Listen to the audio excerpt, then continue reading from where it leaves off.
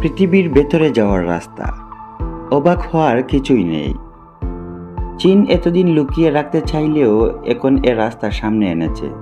বলা হয় কতজন পথচারী নিষেধাজ্ঞা না মেনে এর ভেতরে চলে গেছে। অনেকেরই ধারণা তারা ইতিমধ্যে পৃথিবীর মাঝখানে চলে গেছে। দূর থেকে দেখছেন বলে এটাকে ছোট গুহার মতো মনে হয়, কিন্তু কাছে গেলে বুঝতে পারবেন এ গুহার মুখ 511 মিটার চৌড়া।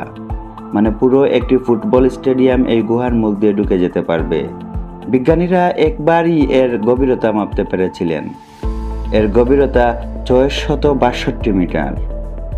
মানে আপনি যদি এই গুহার ভেতরে একটি বিল্ডিং বানান তাহলে 200 তলার সমান বিল্ডিং বানাতে পারবেন। এখানেই শেষ না। চীন সরকার এতদিন এই গুহার কথা প্রকাশে আনেনি, কিন্তু এই গুহা এত বড় যে পৃথিবীর বিভিন্ন দেশের স্যাটেলাইটে ধরা পড়েছিল।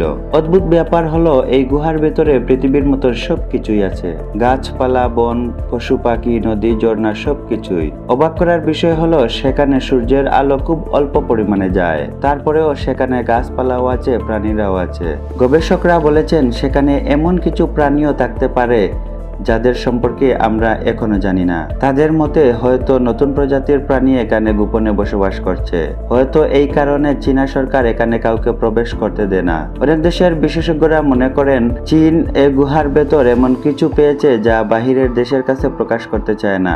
সবার মনে একটা প্রশ্ন আসে, মানুষ কি এর ভেতরে যেতে পারবে? হ্যাঁ, যেতে পারবে, তবে আপনাকে চীনা সরকারের কাছ থেকে অনুমতি নিতে হবে।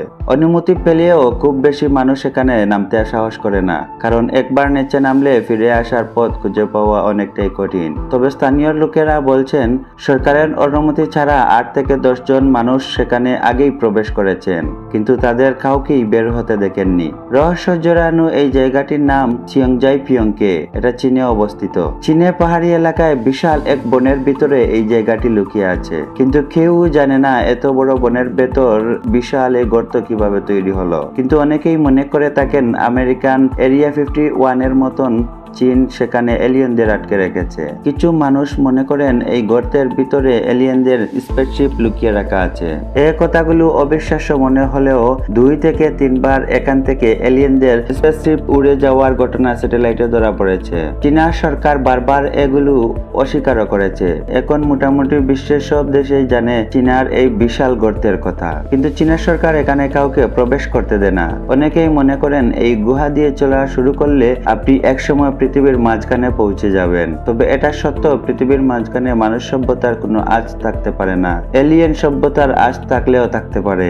বিভিন্ন দেশের গবেষকরা চীনের এই বিশাল গর্ত নিয়ে গবেষণা চালানোর অনুমতি চেয়েছিল, কিন্তু চীনা সরকার কাউকেই অনুমতি দেয়নি। এমনকি এই গুহা এতটাই নিরাপদে রাখা হয়েছে 24 ঘন্টা এই গুহার উপর স্যাটেলাইট উঠতে থাকে, যাতে করে এই গুহায় অন্য কোনো দেশ এর উপরে নজরদারি করতে না পারে। এখানে যে এলিয়েন থাকতে পারে এই বিষয়টি একেবারে উড়িয়ে দেওয়া যায় না। আবার অনেক বিজ্ঞানীরা মনে করেন ভূমিকম্পের কারণে এই বিশাল গর্তের তৈরি হয়েছে। এ বিষয়ে স্পষ্ট তথ্য কোথাও পাওয়া যায় না। কেবল চীনা সরকার যতটুকু তথ্য প্রকাশ করে ততটুকুই জানা যায়। তবে এটা সত্য যে পৃথিবীর অজানা অনেক কিছুই আছে যা আমরা এখনো জানি না। এখনো অনেক তথ্য আছে যা আমাদের কাছ থেকে লুকানো হয়। এগুলো যখন প্রকাশ্যে আসে তখন এগুলোর ব্রেকটা কেউ দিতে পারে না। এমন আর কোন কোন বিষয় নিয়ে আপনারা ভিডিও দেখতে চান কমেন্ট বক্সে আমাদেরকে জানাবেন। আমাদের চ্যানেলটি সাবস্ক্রাইব করতে ভুলবেন না।